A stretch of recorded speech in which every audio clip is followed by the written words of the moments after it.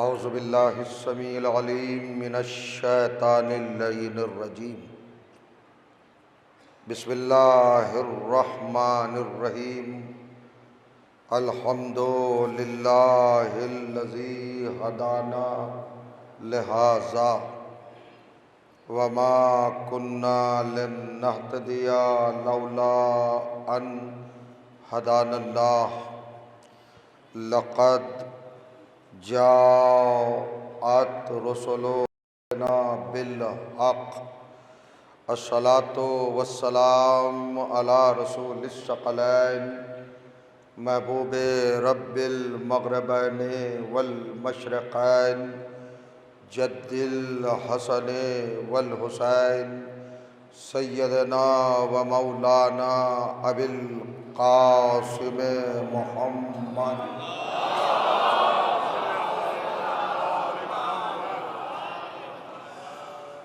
وأہل بیتہ الطیبین الطاہرین المعصومین المظلومین ولعنۃ اللہ علی اعدائہم مجمعین من یومنا ھذا الی یوم الدین اما بعد فقد قال سبحانہ وتعالی بسم اللہ الرحمن الرحیم نحن قدرنا بینکم الموت وما كنا بمسبوقین علی ان نبدل امثالکم وننشئکم فیما لا تعلمون صلوات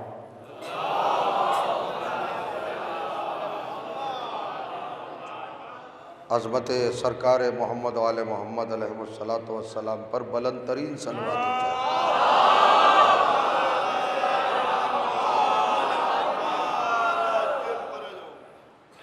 بزرگان عزیز اور برادران ایمان،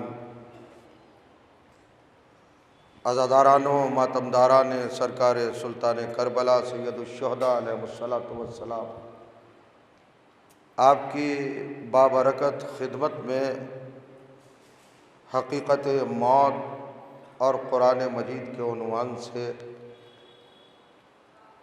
جس گرامی ترین آیت قرآنی کی تلاوت کرنے کا شرف حاصل کیا، وہ مقدس اور مطہر آیت کلام الہی کے 56ویں سورہ یعنی سورہ مبارکہ الواقعہ کی 61ویں آیت۔ اس آیت کی خاصیت اور خصوصیت یہ ہے کہ کائنات کے پروردگار نے مختصر ترین خوبصورت الفاظ کے ذریعے وسیع ترین موت کے مفہوم کو بڑا جمیل بنا کر پیش کیا ہے۔ انسانی طبیعت، بشری فطرت اور آدمی عادت سے قریب ترین کر کے مفہوم موت کو اتنا سجایا اور اتنا خوبصورت بنایا کہ ہر انسان موت سے مانوس ہوتا ہوا نظر آیا۔ آپ جانتے ہیں اور آپ کے اذہان عالیہ میں یہ بات راسخ ہے اور محفوظ ہے کہ ہمارے علماء، خطباء، ذاکرین، مقررین، مجتہدین کرام، شعراء اعظام، مفکرین، محققین اور مقتدر شخصیات جب بھی موت پر گفتگو کرتے ہیں یا موت کے حوالے سے اپنے افکار و نظریات اور اپنی تحقیق اور اپنی ریسرچ پیش کرتے ہیں تو کائنات کے مذاہب کا جائزہ لیتے ہیں اور دنیاوی کتابوں کو حوالے کے طور پر، ریفرنس کے طور پر اور سند اور ثبوت کے طور پر پیش کرتے ہیں۔ اس دھرتی کے اوپر، اس مادر گیتی کے سینے پر آج جتنی بھی اقوام ہیں، جتنی بھی ذاتیں ہیں اور جتنے بھی ممالک اور مذاہب اور ریلیجنس اور نظریات اور تصورات اور جتنے بھی کنسپٹس ہیں، عقائد ہیں، ان سب میں موت کا تصور پایا جاتا ہے۔ موت کا کنسپٹ ہر مذہب کا اپنا کنسپٹ ہے، تصور ہے۔ آسمانی کتابیں ہوں یا زمینی کتابیں ہوں، سب میں موت کا تذکرہ ملتا ہے۔ توریت بڑی اہم کتاب ہے، حضرت موسیٰ پر نازل ہوئی، سرکار دو عالم کی آمد سے 2500 سال پہلے اس کا نزول بتایا جاتا ہے۔ اس کتاب کے اندر بھی مفہوم موت پر بڑے بیانات ہیں اور بڑی وضاحتیں ہیں اور بڑے تفاصیل ہیں، غور کریے گا۔ اس کے بعد زبور ہے، زبور حضرت داؤد کے سینہ اقدس پر نازل ہوئی، اس کے اندر بھی موت کی میننگ، موت کا مفہوم، موت کا ترجمہ اور موت کی حقیقت و صداقت بیان کی گئی۔ انجیل حضرت عیسیٰ پہ نازل ہوئی، انجیل کے اندر بھی موت کے حقائق کو، موت کی سچائیوں کو، موت کی صداقتوں کو بیان کیا گیا ہے۔ دنیاوی کتابیں، زمینی کتابیں، رامائن کے اندر موت کا تذکرہ ہے۔ مہابھارت اگر آپ دیکھیں تو وہ موت کے ارد گرد گھومتی ہوئی نظر آتی ہے۔ آگے بڑھیں، ویدوں کے اندر چاہے وہ رگ وید ہو یا یجروید ہو یا سام وید ہو یا کوئی سی بھی وید ہو، اس کے اندر بھی موت کا تذکرہ ہے۔ آپ اگر دیکھیں اوستا، زند، پازن، لوگوں کی ریسرچیں، تحقیقات، نتائج، محاصل اور رزلٹ سب موت کے اوپر گفتگو کرتے ہیں، لیکن آج تک موت کی کوئی وضاحت نہیں کر سکا۔ قرآن مجید کو یہ شرف حاصل ہے، اور کریے گا، اللہ کی آخری کتاب کو یہ فخر، یہ افتخار، یہ ناز اور یہ شرف حاصل ہے کہ اس نے موت کو ایک لقب دیا ہے، ایک ٹائٹل دیا ہے۔ آپ قرآن میں بھی اگر پڑھیں، تلاوت کریں، قرأت کریں، قرآن سے تقرب حاصل کریں، نزدیکی حاصل کریں، اللہ کی رضا کی تلاش میں اگر آپ قرآن کی ورق گردانی کریں تو آپ کو حقیقت سے آگاہی ہوگی کہ قرآن نے بھی موت کے بہت سارے نام بیان کیے ہیں۔ اجل موت کو کہتے ہیں، وفات موت کو کہتے ہیں، انتقال موت کو کہتے ہیں۔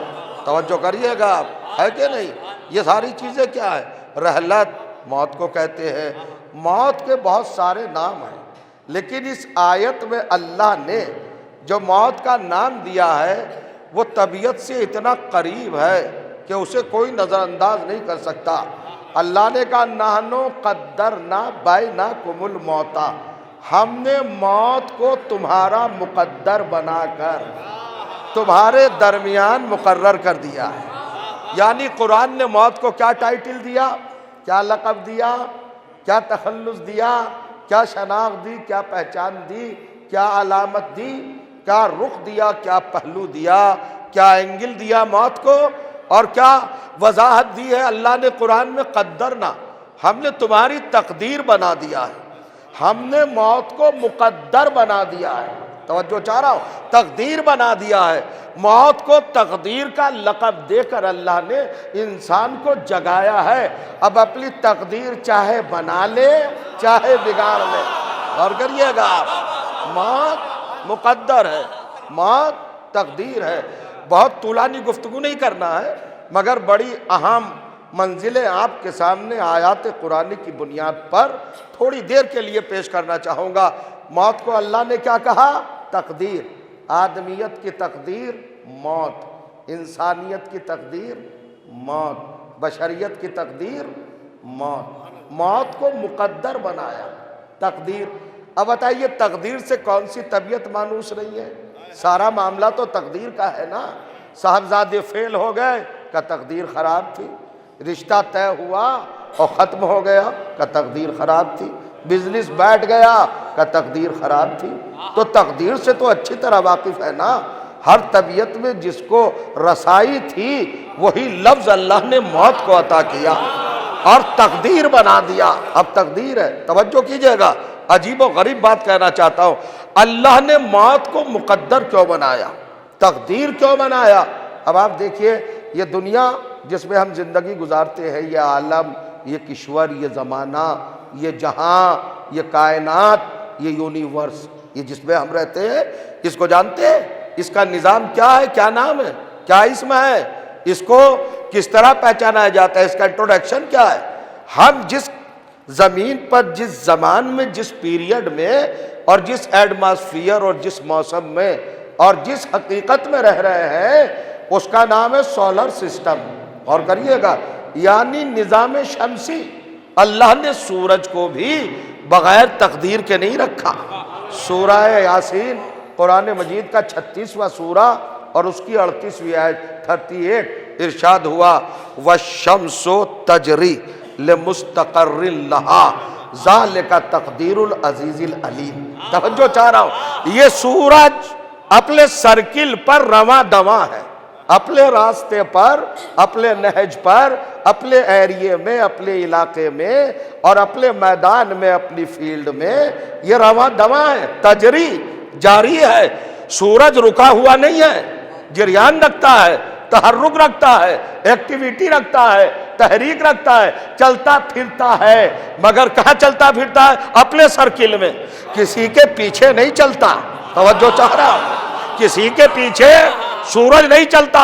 اللہ کہتا ہے سورج لِمُسْتَقَرٍّ لَہَا، اپنے مستقر پر، اپنے دھرے پر، اپنے ہی میدان میں، اپنے ہی فیلڈ میں، اپنے ہی آنگن میں سورج چل رہا ہے۔ یہ کسی کی ملکیت میں نہیں چلتا، یہ کسی سے بھیک نہیں مانگتا، یہ کسی کی محتاجی نہیں رکھتا، یہ کسی کے سامنے ہاتھ نہیں پھیلاتا۔ لِمُسْتَقَرٍّ لَہَا، اپنے ہی مستقر پر چلتا ہے، حالانکہ ہر ستارہ سورج کے پیچھے پیچھے چل رہا ہے۔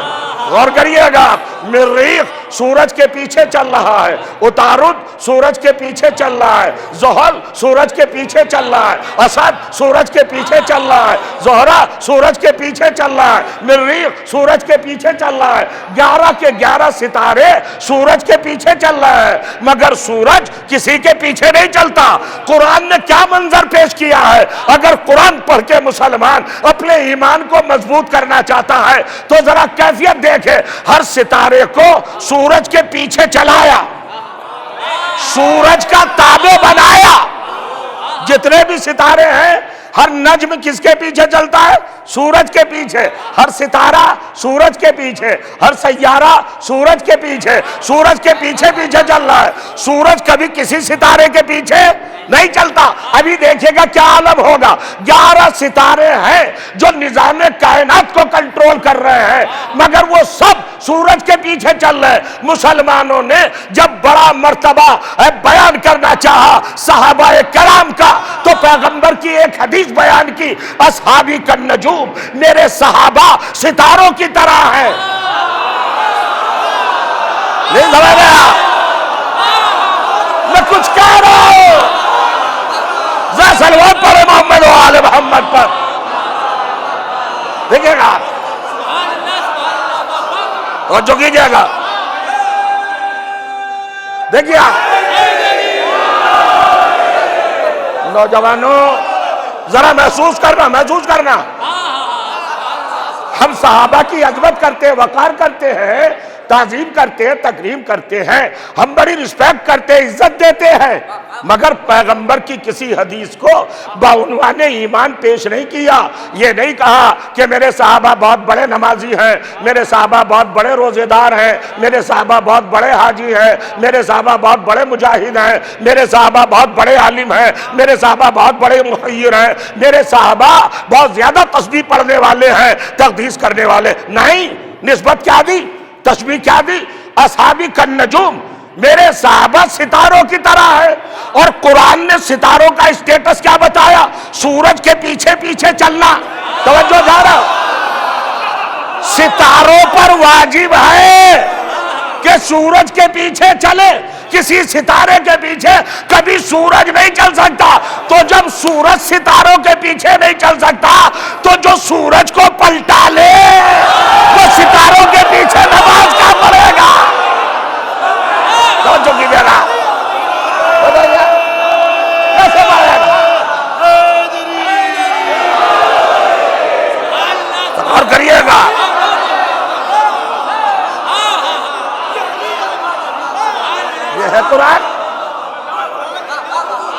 یہ ہے قرآن؟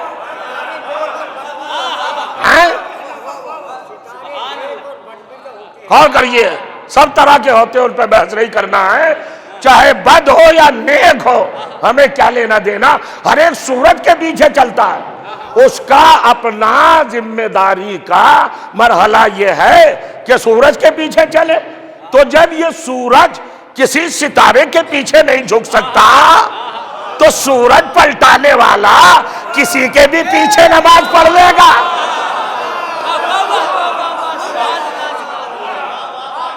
سنیے، ایک روایت آتی ہے نا، بڑے شان و شوکت سے ہمارے علماء بھی پڑھ ڈالتے ہیں منبر سے، مولا متقیان نے فلاں کے پیچھے نماز پڑھی۔ نماز علی کسی کے پیچھے پڑھ ہی نہیں سکتے، توجہ چاہ رہا، اما علی تو علی ہے، ہم نہیں پڑھ سکتے۔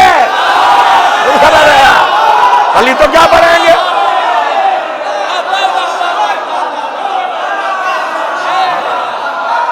جا کے دیکھیے میں کیا کہہ رہا ہوں۔ علی کے لیے ایک روایت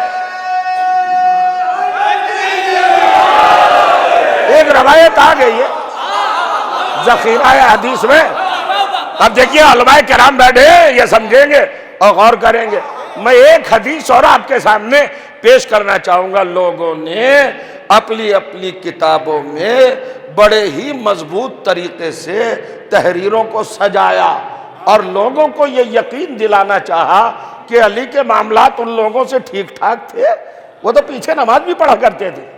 یہ ہمارے کچھ وظیفہ خور علماء بھی، جن کے اوپر اتحاد کا بھوت سوار ہے نا، اور کریے گا اتحاد ہے بھائی، اتحاد کے طریقے، راستے، نہج بہت سارے موجود ہیں، بڑے کافی تعداد میں موجود ہیں۔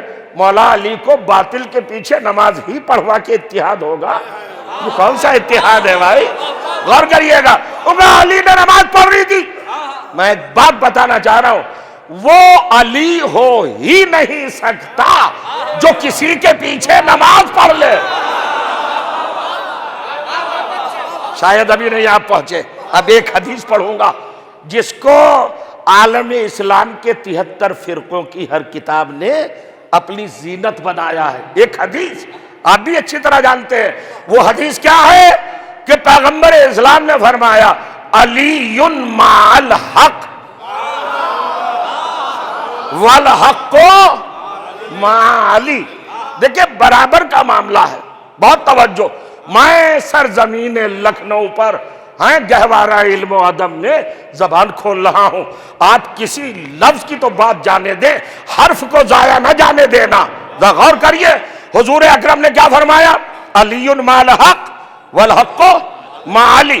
علی حق کے ساتھ اور حق علی کے ساتھ، یعنی نہ کبھی علی حق سے جدا ہوں گے اور نہ کبھی حق۔ اگر پیغمبر اتنا ہی کہہ کے رک جاتے تو علی کے سپیریئر ہونے میں یہی حدیث کافی تھی، اس لیے کہ علی کے برابر کوئی اس حدیث کی بنیاد پر بھی نہیں آ سکتا، مگر پیغمبر نے تو قیامت کر دی۔ خالی اتنا ہی نہیں روکا کہ علی حق کے ساتھ اور حق علی کے ساتھ، اتنا ہی نہیں کہا بلکہ آگے کہا اللہم ادیر الحق حیث ما دار علی، پروردگار حق کو ادھر ادھر موڑ دے۔ اور کریے گا آپ اس حدیث کو ذرا سمجھ کے جائیے گا، بچپن سے سنیے۔ ہاں آپ نے سیاج بھائی، آپ نے چھٹپن سے، بچپن سے، آغوش مادر سے اس حدیث کو سنا ہوگا، یہ کانوں میں رس گھولتی رہتی ہے۔ میرے مولا کی فضیلت میں بڑی بہترین حدیث ہے۔ کیا ہوا؟ پیغمبر نے فرمایا علی مع الحق والحق مع علی۔ ہم یہاں ماں کا ترجمہ ساتھ کرتے ہیں، حالانکہ عربی میں ساتھ کے علاوہ بھی ماں کے 85 معنی ہیں، 85 میننگز۔ ماں، یہ میم عین ماں، ماں کے معنی برابر کے بھی ہیں، اکول، برابر، یعنی قدمیں دونوں برابر، دونوں ایک جیسے، حق equal to Ali, Ali equal to حق، یا یوں کہو کہ علی کا نام حق ہے، حق کا نام علی ہے. اتنی بات ہے. حق میں اور علی میں کوئی فرق نہیں ہے. اب بڑھئے صاحب، مگر کیا کسی بڑی شخصیت کے حوالے سے پیغمبر کے دہنے گرامی سے ایسے فقرے جاری ہوئے ہیں؟ اسلامی کوئی بھی شخصیت ہو، کسی شخصیت کو حق کے برابر کہا ہے علی نے، نبی نے، یا کسی کے برابر حق کو قرار دیا ہے پیغمبر نے؟ میں آپ کے قریب آ رہا ہوں کہ نہیں؟ یعنی ساری بھیڑ حق کے برابر بھی نہیں ہے.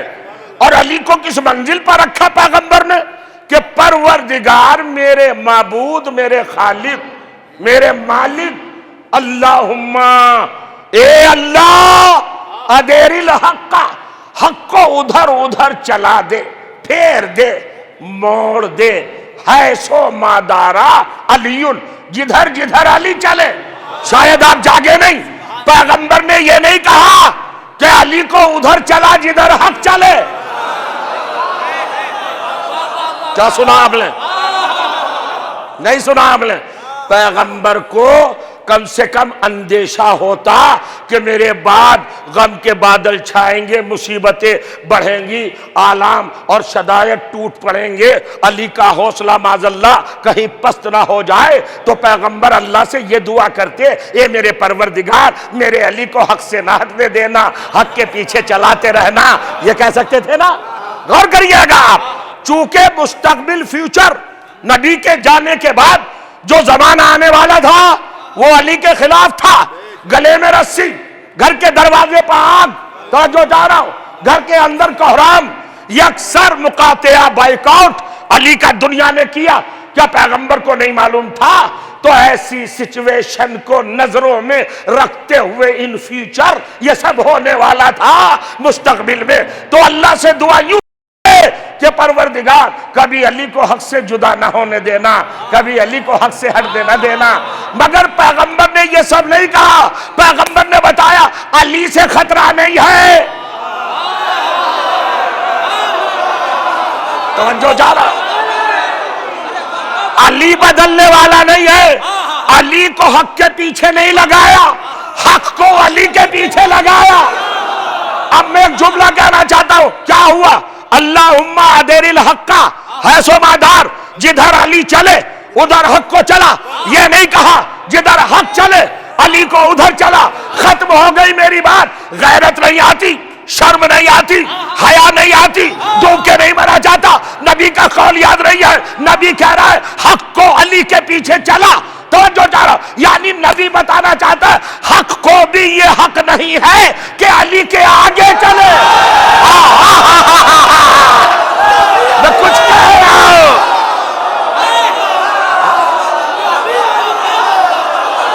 آئیے آئیے،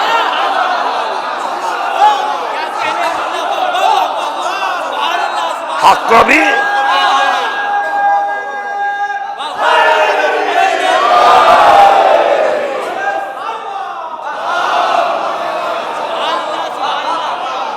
سلامت رہے. بلند ترین صلوات پڑھیے محمد وآلہ.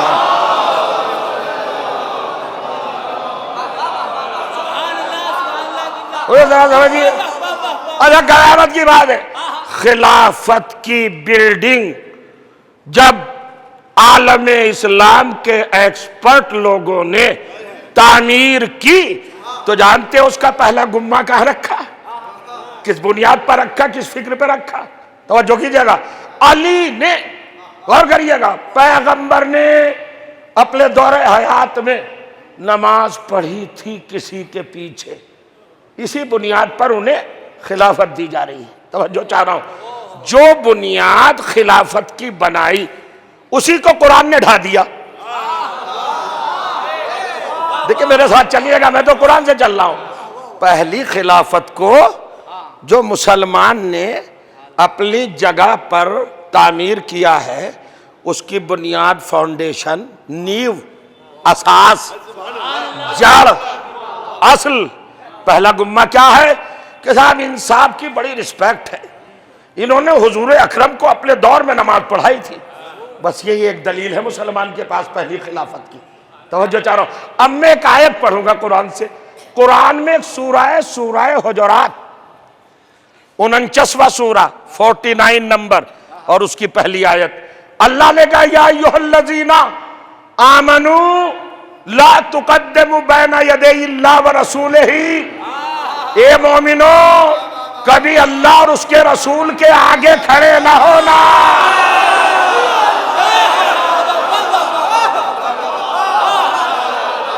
میں قرآن سے ہٹنا نہیں چاہتا، میں حدود قرآن سے نکلنا نہیں چاہتا. یہ نوجوان بیٹھے علماء کرام ہیں. علماء کرام پہلی خلافت کی بنیاد کہیں پر رکھی؟ عالم اسلام نے اجماع، ووٹنگ، سپورٹنگ، سلیکشن، الیکشن، پنچایتی ڈرامہ، یہ تو سب بعد کی چیزیں ہیں. بنیاد کیا بنائی؟ چونکہ انہوں نے رسول اللہ کو نماز جماعت پڑھائی تھی. کبھی آپ نے جماعت میں شرکت کی؟ ارے کیوں نہیں، روزانہ کرتے. کیا سسٹم ہوتا ہے نماز جماعت کا؟ ایک پیش نماز ہوتا ہے جو پڑھاتا ہے، باقی سب پڑھتے ہیں. آگے پڑھانے والا ہوتا ہے اور پڑھنے والے پیچھے ہوتے ہیں. تو جب رسول اللہ کو نماز پڑھائی ہوگی تو رسول اللہ کو تو آگے کھڑا کیا نہیں ہوگا، خود کھڑے ہوئے ہوں گے نا. اور اللہ ڈانٹ رہا ہے، خبردار، رسول کے سامنے کھڑے نہ ہونا. تو پہلی مخالفت تو یہی ہوئی، قرآن کی پہلی مخالفت. اچھا چلیے دوسری بات قرآن نے کیا کہی؟ وَلَا تَرْفَعُوا أَصْوَاتَكُمْ فَوْقَ صَوْتِ النَّبِيِّ. اے مومنوں، نبی کی آواز سے اپنی آواز کو بلند. یہ بتاؤ جماعت میں ہوتا کیا ہے؟ دو ہی تو کام ہوتے ہیں. جو نماز پڑھاتا ہے وہ آگے بھی کھڑا ہوتا ہے اور اپنی آواز کو بلند بھی کرتا ہے. نہیں سمجھ رہا میں کیا کہہ رہا ہوں؟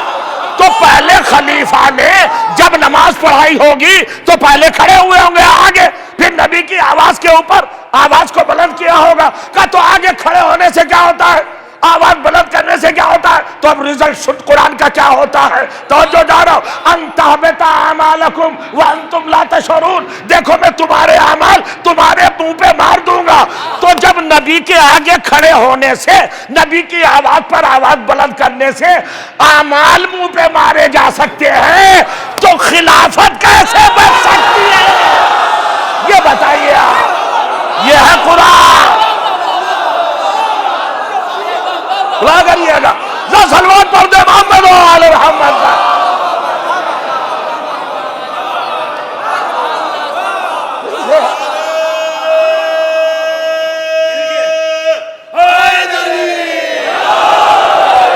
اب منزل ہے،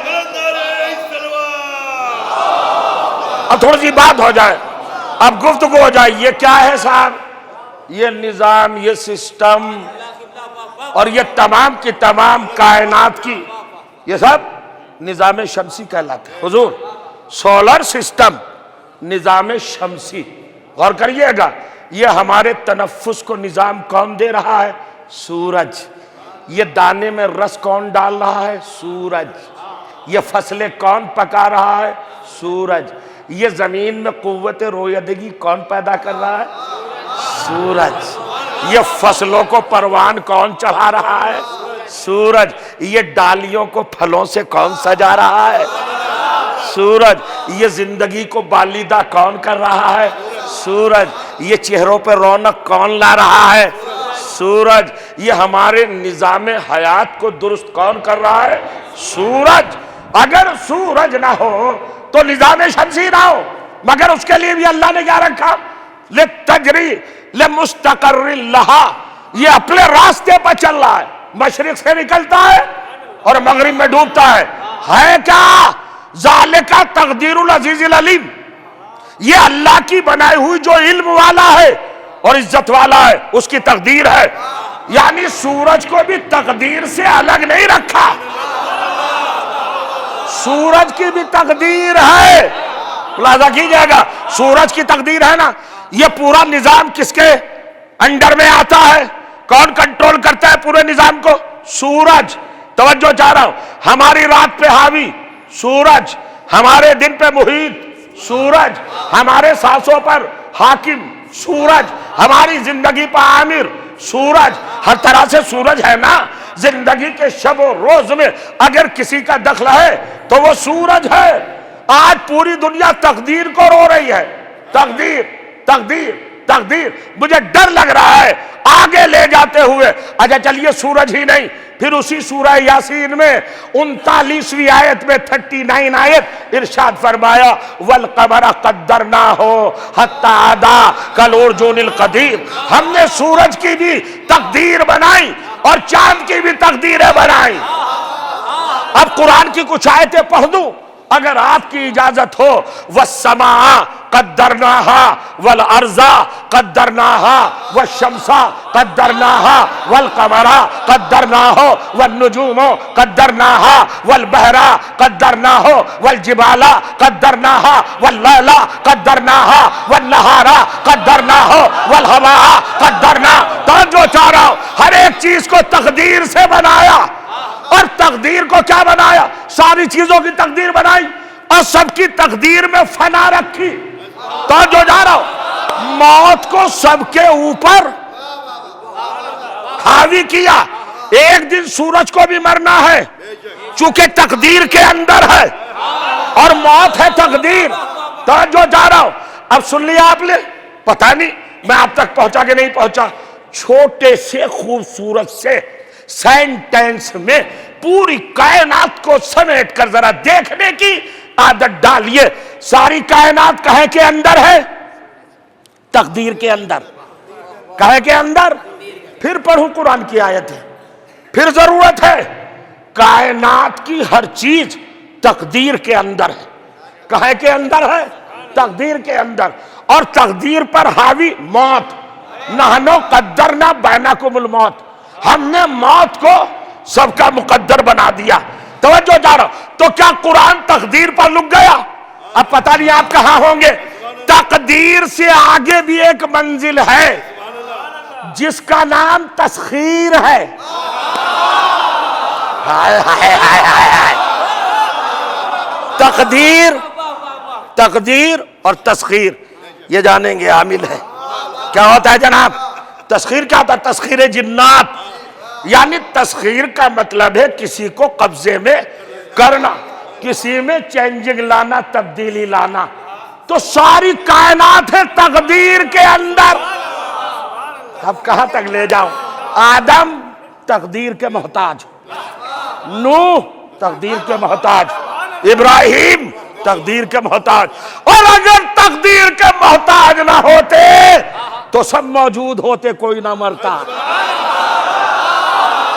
توجہ چاہ رہا، سب کو موت آئی کہ نہیں آئی، لیکن اللہ نے کچھ مخصوص کرداروں کو افتخار کے لہجے میں خطاب کر کے اعلان کیا، سخرنا لکم ما فی الارض والسماء جمیعا۔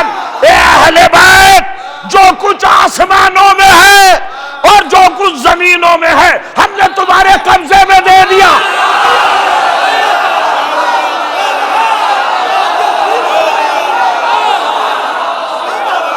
ہم نے اپنی جگہ پہ بیٹھ کے سن سکو گے؟ سنیے گا۔ اب تقدیر کیا ہے؟ تقدیر کیا ہے حضور؟ ہر چیز ہے تقدیر کے اندر۔ اب دیکھیے، اب یہاں پر ڈیوائیڈ ہو رہی ہیں عظمتیں، یہاں پر تقسیم ہو رہی ہیں درجہ بندیاں۔ ساری کائنات کا ذرہ ذرہ تقدیر کے اندر، اور اہل بیت تقدیر کے اوپر۔ چونکہ منصب تسخیر پر قائم، اور تسخیر بھی خالی مدینے کی نہیں دی، مکی کی نہیں دی۔ سخرنا لکم ما فی السماوات وما فی الارض، ہم نے تمہیں زمین کی اور آسمان کی تسخیر دی۔ تسخیر کیا عمل ہے؟ تقدیر کو چینج کرنا تسخیر کہلاتا ہے۔ یعنی اہل بیت کیا ہیں؟ اہل بیت وہ ہیں جو زمین والوں کی بھی تقدیر بدلیں گے اور آسمان والوں کی بھی تقدیر بدلیں گے۔ اب میں علی کی بات نہیں کرتا، محمد کی بات نہیں کرتا، فاطمہ کی بات نہیں کرتا، حسن کی بات نہیں کرتا، اہل بیت میں سب سے چھوٹے حسین۔ اور اللہ نے کیا کہا؟ میں نے آسمانوں اور زمین کی تقدیر تمہارے ہاتھ میں دے دی ہے تو حسین آسمان والوں کی بھی تقدیر بدلے گا، زمین والوں کی بھی بدلے گا۔ اللہ جانے کہاں ہوں گے، میرا حسین زمین والوں کی بھی تقدیر بدلے گا، آسمان والوں کی بھی بدلے گا۔ اور دلیل یہ ہے کہ فطرت نے آسمان سے آ کے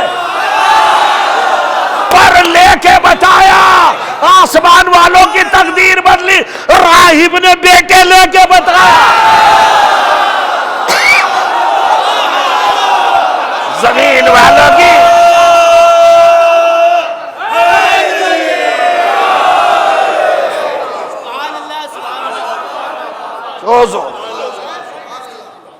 میں عزیزوں کچھ سخت تو نہیں ہو گیا ہوں،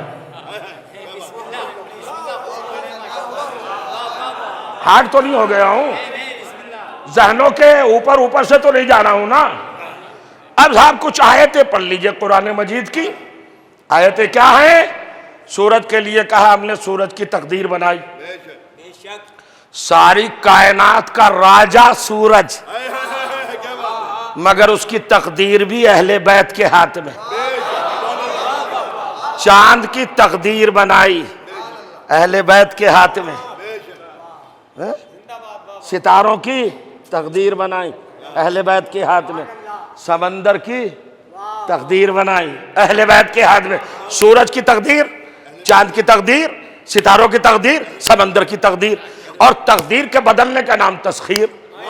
علی نے سورج پلٹا کے بتایا تقدیر بدلنا ہے، محمد نے چاند کے ٹکڑے کر کے بتایا تقدیر بدلنا ہے، فاطمہ نے ستارہ اتار کے بتایا۔ نہیں سمجھ رہے ہیں؟ اور 12واں امام سمندر پہ مصلی بچھا کے بتائے گا۔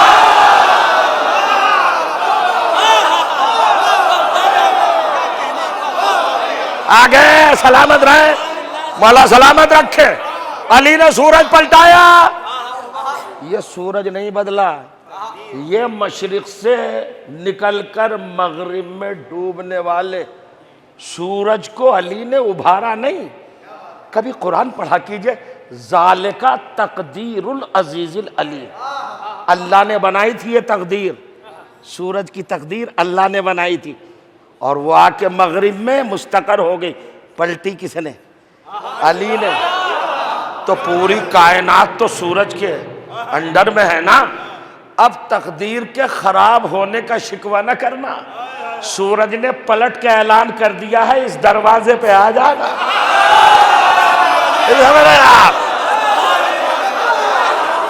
علی تک آؤ گے تو تقدیر بنے گی، اور اگر علی کا دامن چھوڑا تو پھر تقدیر سے رابطہ نہیں رہے گا۔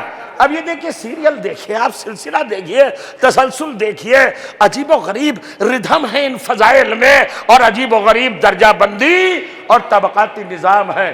علی نے سورج پلٹایا، پیغمبر اسلام نے چاند کے ٹکڑے کر دیے۔ اچھا صاحب، شہزادی نے ستارہ اتارا۔ ایک بات آ گئی ہے درمیان میں، اگر تب ہمایوں پر بار نہ ہو تو میں ایک مسئلہ حل کرنا چاہتا ہوں، آپ بھی چلیے گا میرے ساتھ، میں قرآن سے ہٹتا نہیں ہوں، یہ میری عادت ہے۔ فضائل اہل بیت کی بنیاد میں قرآن کو بناتا ہوں، احادیث پہ بنیاد نہیں رکھتا ہوں تاکہ کوئی چیلنج ہی نہ کر سکے۔ ارے بھائی، حدیث کے لیے تو کہہ دو کہ پیسے لے کے گڑھ لی ہوگی، اللہ نے کوئی آیت تو گڑھی نہیں، نہ اسے رشوت دی جا سکتی۔ تو جو اس نے قرآن میں لکھا وہ تو ریل ہے نا، حقیقت ہے نا۔ اب چلیے صاحب، زہرا نے ستارہ اتارا ڈیوڑی پر۔ نماز پڑھتے ہیں ماشاءاللہ، سبھی نماز پڑھتے ہیں، ہمارے ہاں ہم نہیں پڑھیں گے نماز تو کون پڑھے گا؟ اس لیے کہ قبول ہی ہماری ہوگی۔ مگر کبھی آپ نے دیکھا، آپ یہ بتائیے نماز کا زیور کیا ہے؟ نماز کا حسن کیا ہے؟ نماز کا جمال کیا ہے؟ نماز کی افشا کیا ہے یہ بتائیے، آپ سے بہتر جانے گا کوئی؟ نماز کا زیور بتائیے کیا ہے؟ نماز کا مٹھاس بتائیے کیا ہے؟ بتا دوں، اگر مصلی پر نماز پڑھتے ہی آپ چلے جائیں تو نماز پھیکی رہے گی جب تک تسبیح زہرا نہ پڑھیں۔ نماز کا زیور ہے تسبیح فاطمہ۔ پڑھتے ہیں تسبیح؟ آپ پڑھتے ہیں نا؟ علمی بات بھی تو آتی جائے نا ذہنوں میں۔ تسبیح پڑھتے کتنے دانے ہوتے ہیں تسبیح میں جوانوں؟ 100۔ اچھا تقسیم بندی کیا ہوتی ہے؟ 34 مرتبہ اللہ اکبر، 33 مرتبہ الحمدللہ، 33 مرتبہ سبحان اللہ۔ یہ 3 حصے ہیں تسبیح کے۔ یہ علماء بیٹھے، چیلنج کر رہا ہوں منبر سے، اللہ اکبر تسبیح نہیں کہلاتی، تکبیر کہلاتی۔ اللہ اکبر کا مطلب کیا ہے؟ تکبیر۔ اچھا الحمدللہ کا مطلب تسبیح نہیں، تحمید۔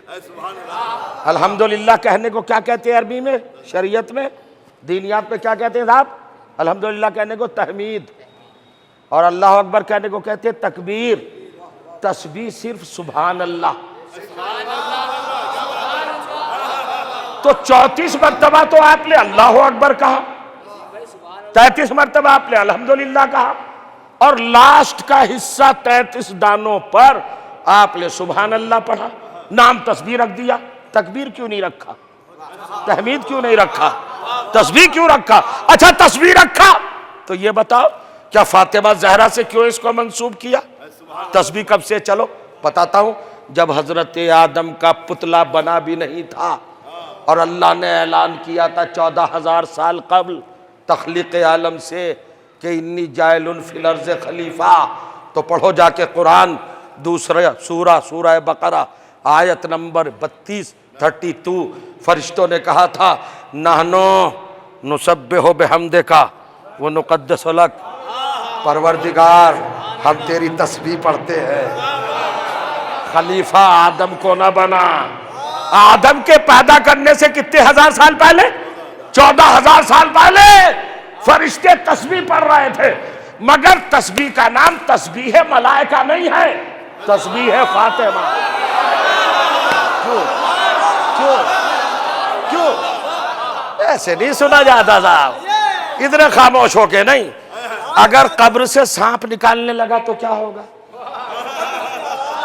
پھر کیا عالم ہوگا بتائیے؟ تسبیح ملائکہ نہیں۔ اچھا چلیے ایک آیت اور پڑھتا ہوں، سورہ سعد 38واں سورہ قرآن مجید کا 38 آیت نمبر 42 حضرت یونس کو جب دریا میں پھینکا گیا، دریا میں جب ان کو پھینکا گیا اور مچھلی نے ان کو نگلا، مچھلی توجہ چاہتا ہوں، فالتقم الحوت، ایک مچھلی نے نگل لیا۔ کیوں بھائی؟ سمندر میں ڈائناسور نہیں تھا؟ کہاں ہے آپ؟ مگرمچھ نہیں تھا؟ ہیں؟ دریائے گھوڑا نہیں تھا؟ کوئی بھی چیز نگل لیتی؟ نبی کو پھینکا گیا تھا دریا میں، مگرمچھ سے کہتا نگل، ڈائناسور سے کہتا نگل، ہیں؟ دریائے گھوڑا نہیں، اہتمام کیا مچھلی کا، چونکہ مگرمچھ پاک نہیں ہے، مچھلی پاک ہے۔ اللہ نے اپنی سیرت بتائی ہے کہ اگر میں نبی سے ناراض بھی ہو جاؤں تو نجس گود میں نہیں رکھتا ہوں۔ کچھ کہنا چاہ رہا ہوں، کچھ کہہ رہا ہوں، یہ ہے قرآن۔ صلوات پڑھے محمد و آل محمد پر۔ دیکھیے گا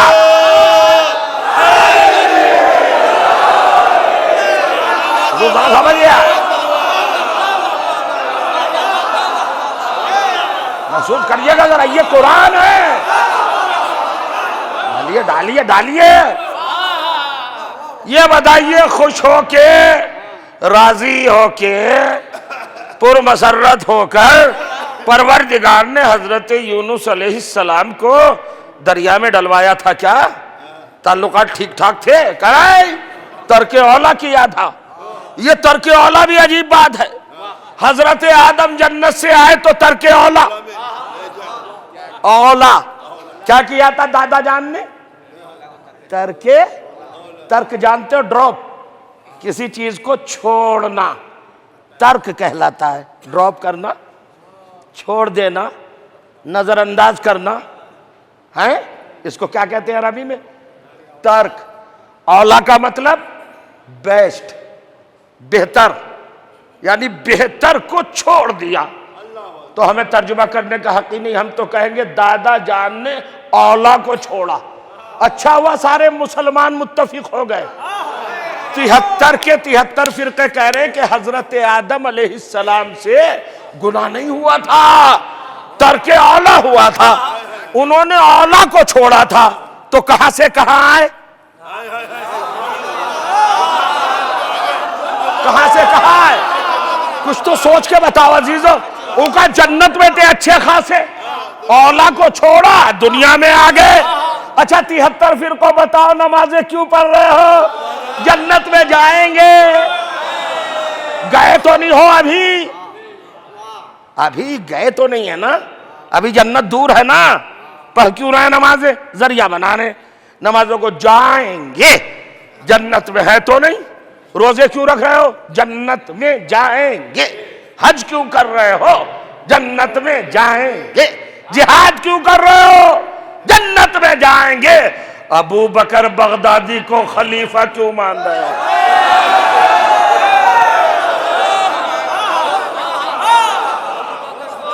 اتنے بڑے دہشت گرد کو کچھ لوگ وہ بھی جنت کا سرٹیفکیٹ دے رہے ہیں کہ ان کو خلیفہ مانو، ان کے ساتھ چلو.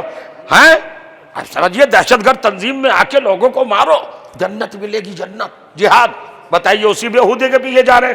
حالانکہ 73 کے 73 فرقوں نے فتویٰ دے دیا کہ ابو بکر بغدادی خلیفہ ہو ہی نہیں سکتا. تو اب تو اتحاد خود ہی ہو گیا. جو بات 1400 سال سے ہم کہتے آ رہے تھے، وہ بحث کی کیا بات ہے بھائی؟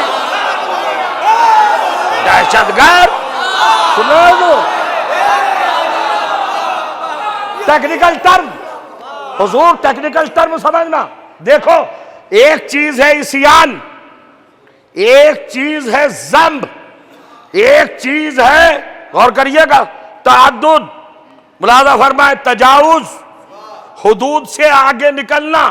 غور کریے گا، ایک چیز ہے اسم، الف سے میم اسم.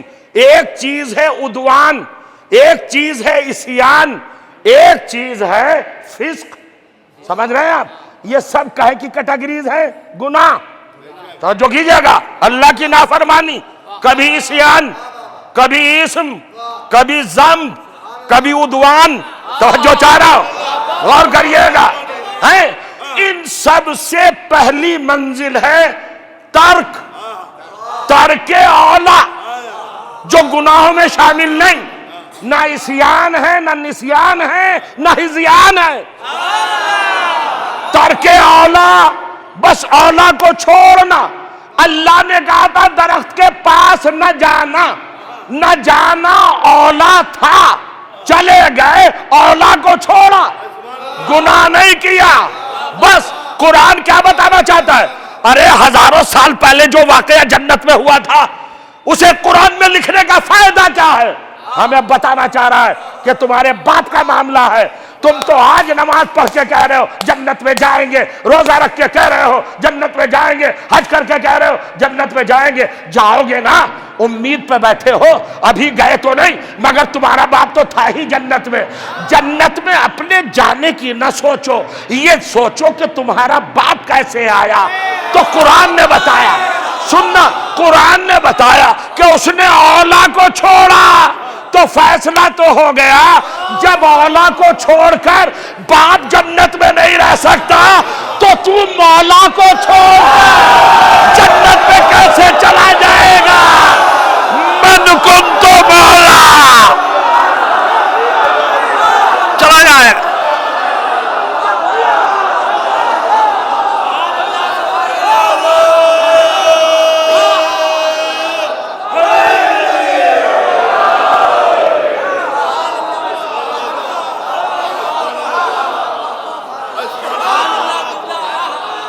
سلامت رہے. چلیے گا صاحب، آج کی مجلس صرف تشریح تسبیح پر اختتام ہوگی. آپ چلیں. تو فرشتوں نے کیا کہا؟ نحنو نسبح بحمدک ونقدس لک.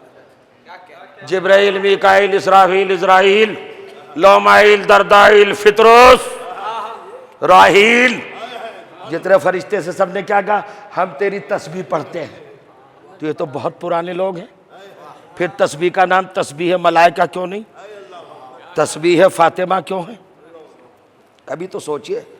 اچھا اگر ہے بھی تو یہ آپ کو کس نے اختیار دیا کہ 100 دانے ہوں اور 100 میں 34 بار اللہ اکبر ہو، 33 بار الحمدللہ ہو، 33 بار سبحان اللہ ہو؟ یہ آپ نے حد بندی کیوں کی؟ یہ کاؤنٹنگ، یہ فکسنگ، یہ تعین کیوں کیا آپ نے؟ پوچھنا چاہ رہا ہوں. اور پھر جناب زہرا سے کیوں منسوب ہوئی تسبیح؟ تو کبھی سوچیے. اب میں پڑھ رہا تھا جناب یونس کو جب دریا میں ڈالا گیا تو مچھلی نے ان کو لے کے اپنے شکم میں بڑی احتیاط کے ساتھ رکھ لیا اور بحر ظلمات میں تیرتی ہوئی جناب یونس کو 3 شب و روز 72 گھنٹے گردش کرتی رہی. اب کہتا ہے قرآن 38واں سورہ 42ویں آیت، فلولا انہ کان من المسبحین للبث فی بطنہ الی یوم یبعثون. میری بات ختم. اللہ کہہ رہا ہے کہ اگر یونس ہماری تسبیح نہ پڑھ لیتا، فلولا انہ کان من المسبحین، اگر یونس تسبیح خانوں میں سے نہ ہوتے، شکم ماہی میں مچھلی کے پیٹ میں اگر تسبیح نہ پڑھ لیتے. مجلس سنیے اور غور کریے تو اللہ رزلٹ دے رہا ہے للبث فی بطنہ الی یوم یبعثون. یہ یونس قیامت تک مچھلی کے شکم ہی میں رہتا. زندہ رہتا یا مردہ؟ پوچھنا چاہ رہا ہوں. قیامت تک رہتا مچھلی کے شکم میں تو زندہ ہی تو رہتا. اب بھی سمجھ میں نہیں آیا؟ جو اللہ مچھلی کے شکم میں ایک نبی کو قیامت تک زندہ رکھ سکتا ہے،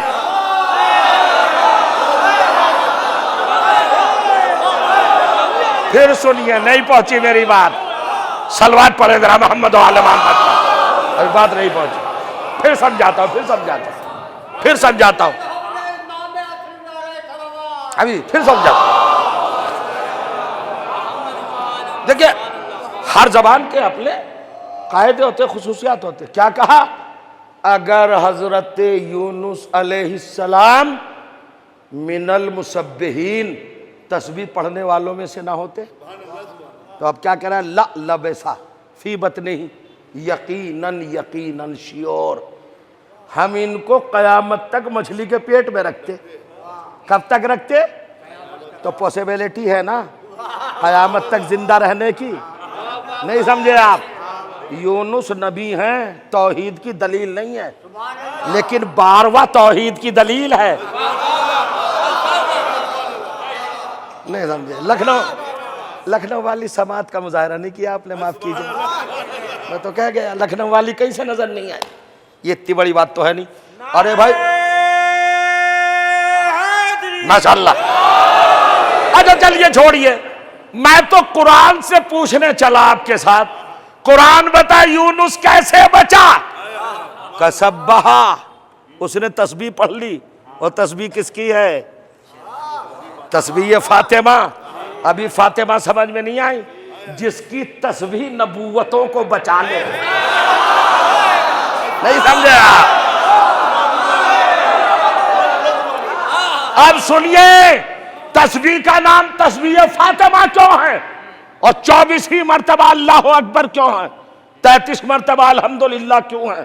33 مرتبہ سبحان اللہ کیوں ہے؟ یہ درجہ بندی، طبقہ بندی، یہ فکسنگ، یہ تعین، یہ تشخیص اور یہ انتخاب کیوں ہے؟ 24 بار اللہ اکبر کیوں؟ ملاحظہ کریے گا. اصل میں بات اتنی ہے جب زہرا نے اپنا مرکز چھوڑا، نسل امامت آگے بڑھانے کے لیے پروگرام بنا، علی کے رشتے کا تعین ہوا، زہرا کے ہاتھ میں تسبیح تھی، ستارہ چلا، فاطمہ نے کہا اللہ اکبر، اللہ اکبر، اللہ اکبر۔ جتنی دیر میں 34 بار زہرا نے اللہ اکبر کہا، ستارہ آ گیا۔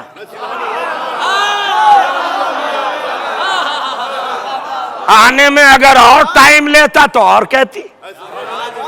34 بار اللہ اکبر کا، ستارہ دروازے پر، ستارے کا دروازے پہ آنا نعمت، اظہار نعمت پہ کہا جاتا ہے الحمدللہ۔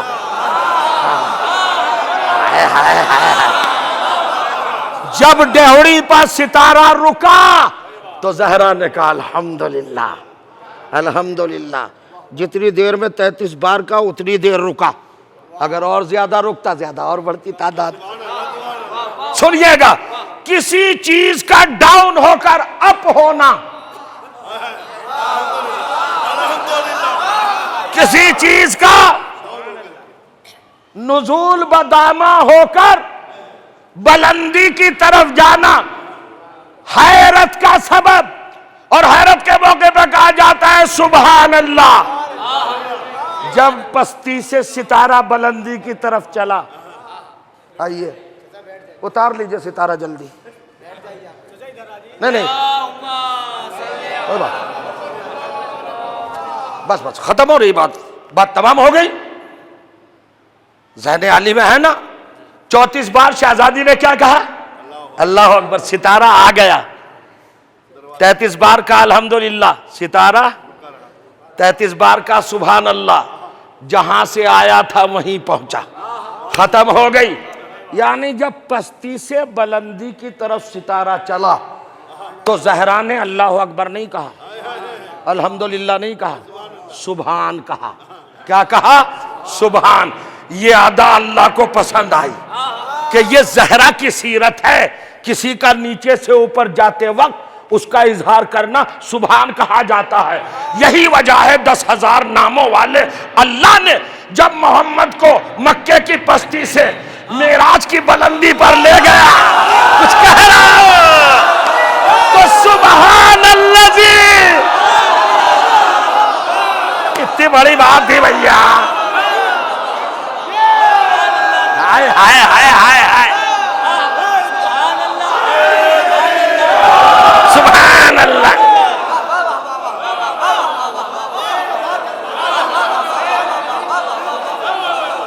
دیکھیے اب کمال ہے، اب میں کیا کروں بھائی، میں تو آ گیا منزل پر، تسبیح ہے نا، نماز ہے، کمال ہے۔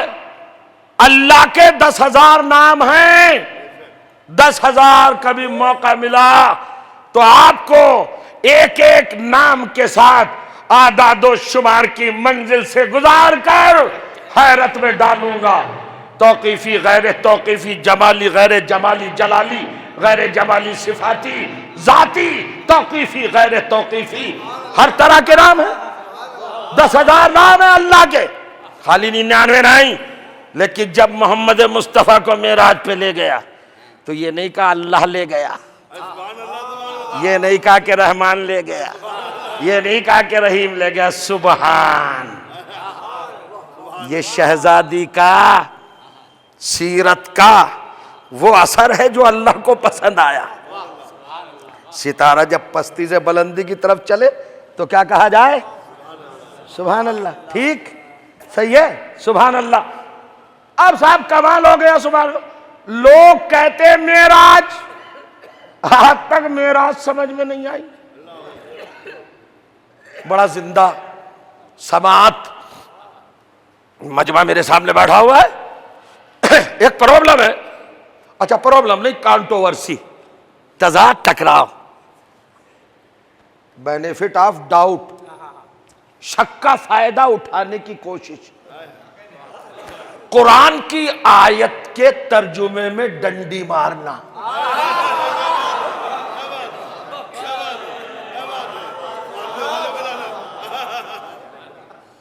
منڈی ہے نا تو ڈنڈی مارنا سمجھ میں آئے گا نا۔ سبزی جب بکتی ہے مارتے ہیں نا ڈنڈی. منڈی میں بھی سمجھ میں نہیں آئے گی تو کہاں آئے گی؟ سمجھ رہے ہیں آپ؟ دیکھیے سبزی تول رہے، آلو تول رہے، گاجر، لوکی، مار دی ڈنڈی. لوگ آئے تو بھی ڈنڈی مار رہے ہیں. آپ کہیں گے کیسے؟ بڑا پڑھا لکھا ماشاءاللہ، خدا نظر بد سے بچائے، اس مجمع کو کیا سننا ہے اور کیا زندہ سماعت ہے اور کیا لطف آ رہا ہے. دیکھیے اللہ تعالیٰ نے سب سے بڑا رتبہ جو کسی بھی انسان کو کائنات میں عطا نہیں کیا وہ اپنے پیغمبر کو کیا، اور جس رتبے کا نام ہے معراج. معراج ایک جرنی ہے، ایک سفر ہے. سفر کیسا ہے؟ سفر کہاں تک ہے؟ جہاں جا کے کائنات اینڈ ہو رہی ہے، ختم، دی اینڈ. وہاں جا کے بٹھایا. اس پوائنٹ کا نام ہے قاب قوسین. اب سنیے آپ، قرآن مجید نے کن لفظوں میں دہرایا؟ سبحان الذی اسری بعبدہ من المسجد الحرام. اب میں آپ کو جگانا چاہتا ہوں، میں نے 1 گھنٹے سے زیادہ آپ کی خدمت کر لی مگر ابھی تک یہ نہیں کہا، توجہ فرمائیے گا. اب کہہ رہا ہوں، اب گزارش کر رہا ہوں، توجہ کیجئے، سنیے. کیوں جناب؟ بڑی بڑی کتابوں میں معراج کے واقعے کو جب دھندلا کرنا چاہا تو کیا لکھا؟ ان کا وہ صاحب ایک بی بی کے زانوں پہ حضور کا سر تھا. نہیں سمجھے؟ ناول نہیں پڑھ رہا ہوں، قرآن پڑھ رہا ہوں. اور قرآن کو ہلکا کرنے کی جو سازشیں کی ہیں تاریخ کے متوالوں نے، وہ راز کھول رہا ہوں. کہتے وہ کوئی معراج پہ گئے ہوئے تھوڑے ہی تھے حضور، رات کا عالم تھا، ام المومنین کا زانو تھا، زانو پہ رسالت مآب کا سر تھا، وہی خواب دیکھ لیا. چلو کوئی بات نہیں، شوہر بیوی کے زانو پہ سر رکھ سکتا ہے، جواز ہے. اور پھر شوہر بھی رسول جیسا شوہر اور بیوی بھی ام المومنین جیسی بیوی، کوئی اعتراض نہیں. ارے آپ ہنس رہے؟ کمال ہے. یہ رشتہ تو بہت پاکیزہ ہے نا بھئی. جب تک رشتہ نہیں استوار ہوتا محرم اور نامحرم کا معاملہ رہتا ہے، لیکن جب شوہر اور بیوی کی وہ حرمت ختم ہو گئی درمیان سے، اب تو محرم ہو گئے نا دونوں ایک دوسرے کے. تو اب چاہے وہ ان کے زانوں پہ سر رکھیں یا وہ ان کے، آپ کو دخل دینے کا، مجھے دخل دینے کا کیا حق ہے؟ کوئی انٹرفیئر کر سکتا ہے؟ نہیں کر سکتا. مگر مسئلہ یہ نہیں ہے. مسئلہ یہ ہے کہ ایک طرف تو ہے قرآن، ایک طرف ہے مسلمانوں کے ماموں جان.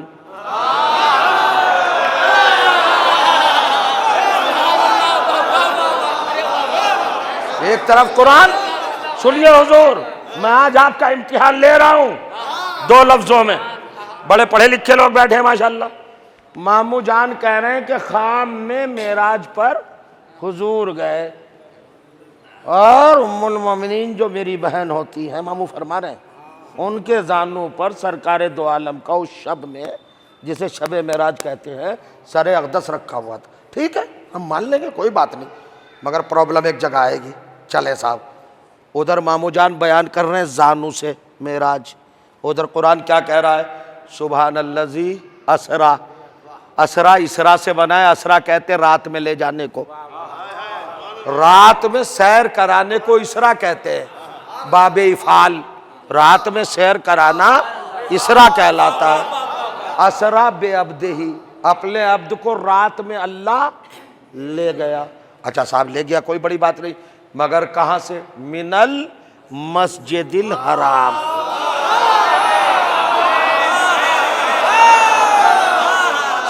سن لیجئے. دیکھیں سارا مجمع عالم ہو گیا، سارا مجمع صاحب علم ہو گیا. اب بالکل حوزہ علمیہ ہیں یہاں پر. بھائی ٹوپی اور شیروانی والے بھی علم رکھتے ہیں، غور کریے گا آپ، فرمائیے گا. پڑھا ہم نے بھی ہے، وظیفہ لے کے نہیں پڑھا، پڑھا ہے وظیفہ خوری میں نہیں پڑھا، واقعی پڑھا ہے. سنیے کیا کہا اللہ نے؟ پروردگار سبحان ہے وہ ذات جو اپنے بندے کو رات کے تھوڑے سے حصے میں، لیلن نکرا، رات کے تھوڑے سے حصے میں اپنے بندے کو لے گیا. کہاں لے گیا؟ من المسجد الحرام. من آتا ہے فروم کے لیے، جرنی سٹارٹ جہاں سے ہو اس پوائنٹ کو من کہتے ہیں عربی میں. کہاں سے لے گیا؟ من المسجد الحرام. اب جاؤ، میں دعویٰ کر رہا ہوں منبر رسول سے، کائنات کی کوئی لغت لے آؤ، مسجد حرام کا ترجمہ کسی بھی لغت میں بیوی کا زانو نہیں ہے.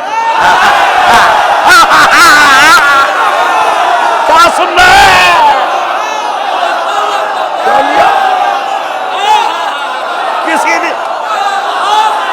کسی بھی لغت میں لا. میری بات تو ختم ہو گئی. سمجھ گئے؟ من المسجد الحرام. اب کھول رہا ہوں میں، اب پورے اوراق کھول رہا ہوں. مسجد حرام ہے جی. اچھا غور کریے. ہاں، شب معراج بھی رک گئی تھی. غور کریے، آپ کہاں سے لے گئے اللہ؟ من المسجد الحرام.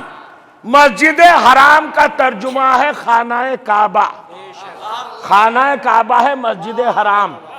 اچھا، سفر کہاں سے ہوا؟ مسجد حرام سے. سفر کہاں تک ہوا معراج کا؟ الی المسجد الاقصی الذی، مسجد اقصی تک. کتنے جھوٹے ہیں لوگ. مسجد اقصی سمجھ میں نہیں آئی. مجھ سے سنیے، اقصی ہے افعل التفضیل. افعل التفضیل کا مطلب ہے سپرلیٹیو ڈگری. قصون کہتے ہیں دوری کو، اقصی کہتے ہیں جہاں ساری دوریاں ختم ہو جائیں. مسجد اقصی کا مطلب جہاں کائنات ختم ہو رہی تھی وہاں لے گیا. تو رسول کی معراج کیا ہے؟ کعبے سے چلے مسجد اقصی تک پہنچے. اب معرفت کی تفسیر سنو. مسجد اقصی کا ترجمہ ہے بیت معمور. بیت اللہ سے چلے بیت معمور تک. خانہ کعبہ مسجد حرام، بیت معمور مسجد اقصی. سنو، کعبہ ہے علی کا گھر. اب میں نہیں جانتا خانہ کعبہ ہے، ارے جاگ رہے کہ نہیں؟ خانہ کعبہ ہے علی کا گھر، بیت معمور ہے فاطمہ کا گھر. دیکھیں اپنی خاموش بنتے ہیں. محمد کیا کرنے گئے تھے معراج میں؟ شب معراج میں کیا کرنے گئے تھے؟ نور زہرا لینے. تو زہرا کا نور تھا کہاں؟ بیت معمور. بیت معمور ہے فاطمہ کا گھر، خانہ کعبہ ہے علی کا گھر. معراج محمد کا کوئی اور مطلب نہیں ہے، بس اتنا سا مطلب ہے علی کے گھر سے چلے فاطمہ کے گھر تک معراج ہو گئی.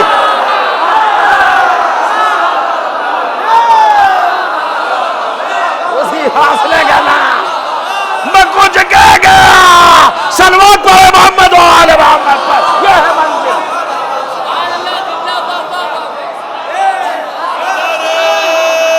گئے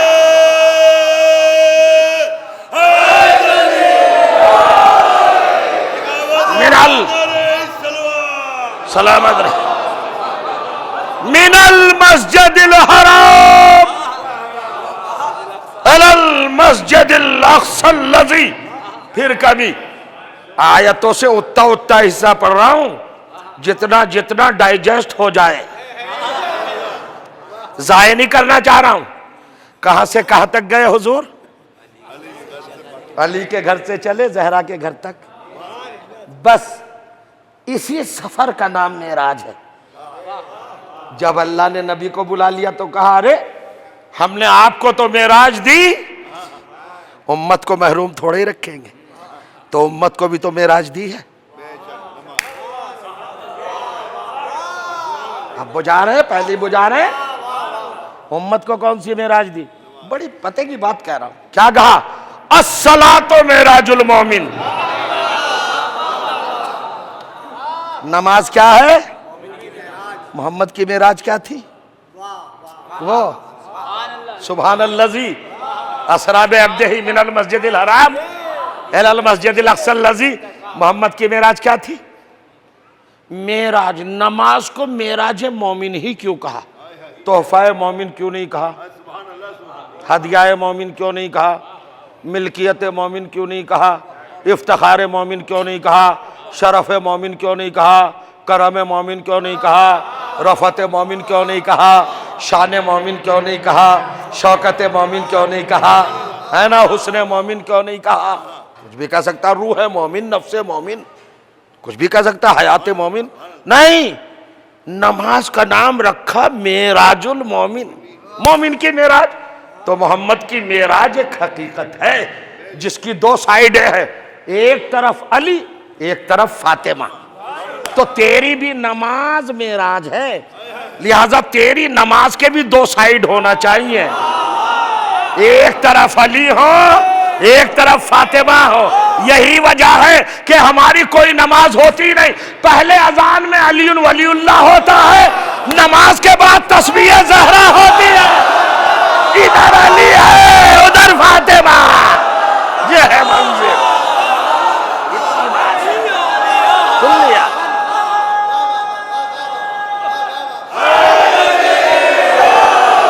اللہ سلامت رکھے۔ یا علی کہنے والوں کو پروردگار عالم سلامت رکھے، خوش و خرم رکھے، شاد و آباد رکھے۔ کیا کہنا، یہ ہر ایک کی سمجھ میں آنے والی باتیں نہیں ہیں، ان چیزوں کو سب درک نہیں کر سکتے، ان چیزوں کے لیے سماعت مہمیز وہاں ہوتی ہے جہاں دودھ میں طہارت شامل ہو، جہاں ماں کے کردار میں امانت کا جزو لازم ہو، جہاں خیانت کے جراثیم نہ ہو، بس وہیں یہ ہے ماں کا معاملہ۔ اب میں زیادہ دیر نہیں، کافی ماشاءاللہ آپ نے سنا، میں بڑی جلدی جلدی پڑھا، آپ کا وقت میں نے ضائع نہیں کیا، بڑی مضبوط طریقے سے قرآن کی آیات کو ساتھ لے کر میں چلا، آپ کے ذہنوں کے قریب کچھ حقائق کیے۔ نماز مومن کی معراج، کیسی معراج؟ اب چلیے، لیکن معراج المعراج کربلا کے پیاسوں کی نماز، سنیے گا، میرے خیال سے آپ آمادہ ہو گئے ہیں اور میں 2 منٹ سے زیادہ مصائب عرض نہیں کر سکوں گا، ایک تصور دکھاؤں گا بس۔ کربلا کے پیاسوں کی نماز، معراج ہر معراج کی معراج، آمادہ ہیں آپ؟ پہلے تو ایک چھوٹی سی بات میں بتاؤں، آج کربلائی رشتہ رکھنے والوں پر بڑے بڑے شکوک اور بڑے بڑے شبہات لادے جا رہے ہیں، یہ صاحب دین سے ہٹ گئے، اور یہ صاحب فلاں ہو گئے، اور یہ بڑے جذباتی ہیں، اور ان کے اندر سلیقہ نہیں ہے، تہذیب نہیں ہے، ادب نہیں۔ خیر، ان باتوں کا کوئی محل اور موقع بھی نہیں اس وقت۔ میں تو ایک بات کرنا چاہتا ہوں، چھوڑو، آج کا نوجوان اگر پوچھے کہ کربلا ہمیں کیا دیتی ہے، تو 2 لفظوں میں بتانا چاہتا ہوں، بس میرے ساتھ چلیے 2 منٹ، اپنے ذہن مجھے دے دیجئے 2 منٹ کے لیے، جو میں آپ کے نفیس، لطیف اور بہت زیادہ نازک اور معطر ذہنوں میں ڈالنا چاہتا ہوں، اس فکر کو آپ امانت بنا لیجئے گا۔ غور کریے، دیکھیں کربلا، حالات، سچویشن، کیفیت، موسم، ویدر، درجہ حرارت، لوے، انگارے، شعلے، لپٹے، حدت، شدت، تبیش، فائر، آگ، دیکھ رہے ہیں آپ، دانا گرے تو بھن جائے،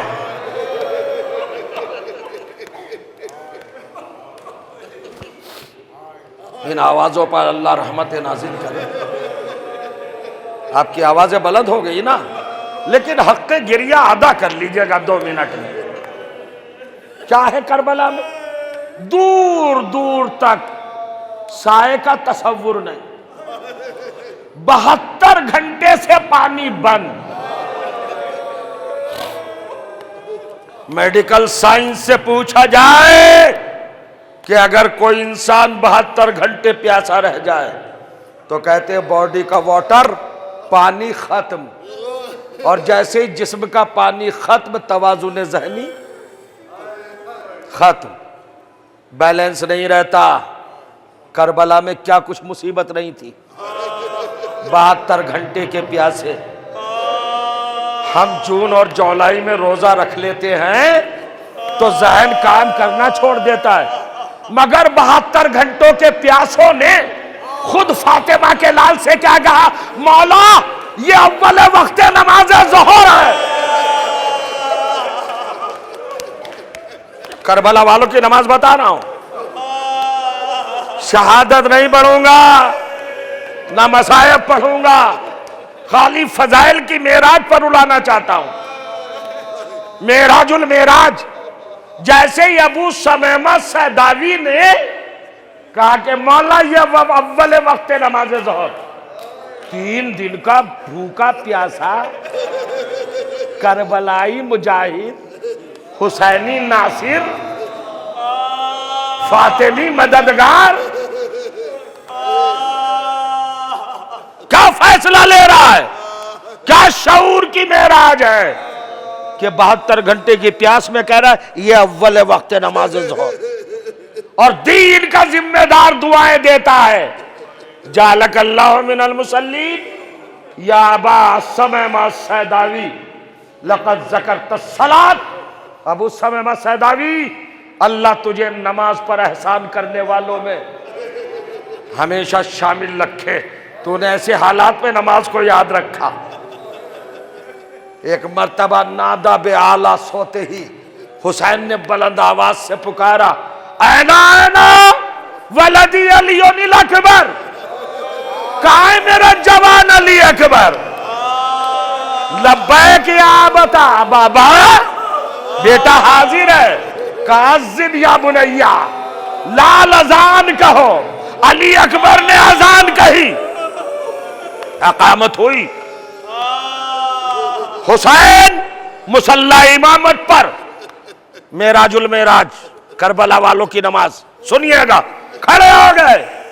حسین نے جیسے ہی تکبیرۃ الاحرام کے لیے نیت کی, منزل پر اپنے دستہائے گرامی بلند کیے تو 2 جیالے صف نماز سے نکل کر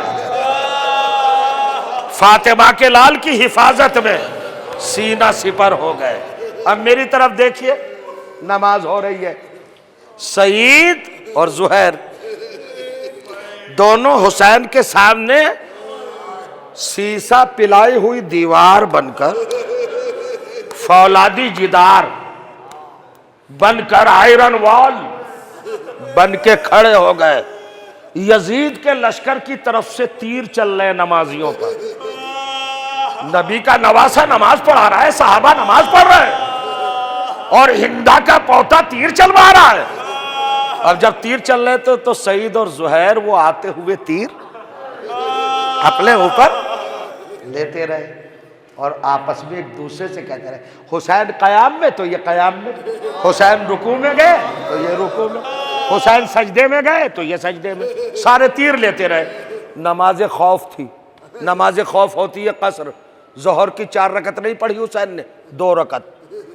سعید و زہیر کیا اپنا اصول بنائے رکھا انہوں نے کہ جیسے جیسے حسین نماز کے ارکان بجا لاتے رہے, اپنے اپنے آپ کو یہ اسی صورت میں ڈھالتے رہے. حسین قیام میں, یہ کھڑے تیر لے رہے ہیں.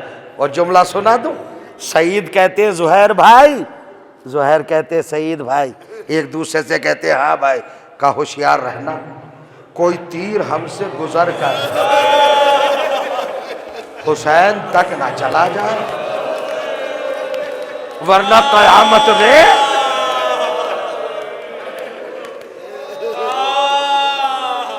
آپ جا رہے ہیں. خدا آپ کو سلامت رکھے. امام نے دوسری رکعت کا قنوت پڑھا. قنوت پڑھنے کے بعد رکوع کو شرف بخشا, سجدے کو افتخار دیا، زمین کو سعادت بخشی، اپنی پیشانی زمین پر رکھی، آخری سجدہ کیا اور اٹھے۔ اٹھنے کے بعد تشہد پڑھا، تشہد کے بعد تسلیہ، تسلیہ کے بعد سلام، اور سلام کا آخری فقرہ السلام علیکم ورحمۃ اللہ وبرکاتہ۔ اللہ اکبر، اللہ اکبر، اللہ اکبر۔ ختم ہو گئی نماز، مجلس بھی ختم۔ سنیے، اب میں آپ سے پوچھا چاہ رہا ہوں، ذرا آواز روک لے اور روتے رہیے گا پھر۔ یہ جو 72 گھنٹے کے کربلا جیسے جلتے ہوئے ماحول میں پیاسے تھے، اور جن کے جسم میں پانی نام کا ذرہ نہیں تھا، اور جتنا خون بچا تھا وہ سب تیروں نے چوس لیا، اور باقی اسلام کے درخت کی جڑوں میں انڈھیل دیا، اب ان کے بدن میں تو خون کا نام نہیں رہا نا۔ لیکن کربلا والے جب معراج المعراج بنتے ہیں تو کیا منزل ہوتی ہے؟ اب ان کا کام دیکھنا، کنٹرول اور تصرف اور تقدیر پہ غلبہ۔ ایک مرتبہ جب حسین نے کہا اللہ اکبر تو دونوں جیالے مڑے اور ہاتھ جوڑ کے کہا فاطمہ کے لال اجازت ہے روح پرواز کرے۔ کیا سنا آپ نے؟ کیا مطلب تھا؟ اپنی روح اپنے کنٹرول میں تھی، حسین کو پیار آ گیا، اٹھے اور درمیان میں بیٹھے، ایک کا سر دانے زانو پہ رکھا، ایک کا سر بائیں زانو پہ رکھا، اپنی انگلیاں بالوں میں ڈالی، اور ڈالنے کے بعد کہا سعید و زہیر میرے نانا کے پاس مجھ سے پہلے جا رہے ہو نا، میرا سلام کہنا، حالات بتا دینا۔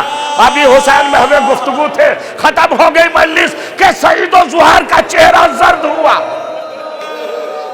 تیر کھانے میں چہرہ زرد نہیں ہوا، زخم جھیلنے میں چہرہ زرد نہیں ہوا، لیکن جب حسین نے دیکھا کہ چہرے پہ زردی چھا گئی، سینہ آپ نے محسوس لیا، پکڑ لیا، حسین اٹھے، اٹھنے کے بعد کہا میرے نسجا نثارو، میرے شیرو دلیرو، کیا ہوا؟ یہ چہرے پہ زردی کیسی؟ کہا مولا کوئی سامنے سے آ رہا ہے۔ کہا اچھا سامنے سے آ رہا ہے، کون ہے؟ کہا مولا پہچان میں نہیں آتا، پائے اقدس سے سر تک چادر میں ملبوس ہے۔ حسین نے کہا کدھر ہے؟ کہا وہ سامنے۔ کہا سعید و زہیر پیر سمیٹ لو، میری ماں فاطمہ زہرا، میری ماں زہرا آ گئے۔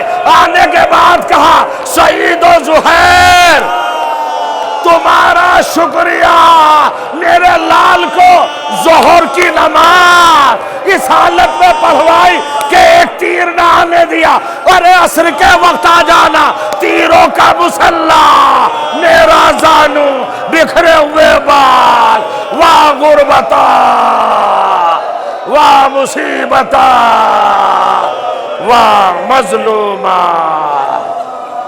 واہ حسین۔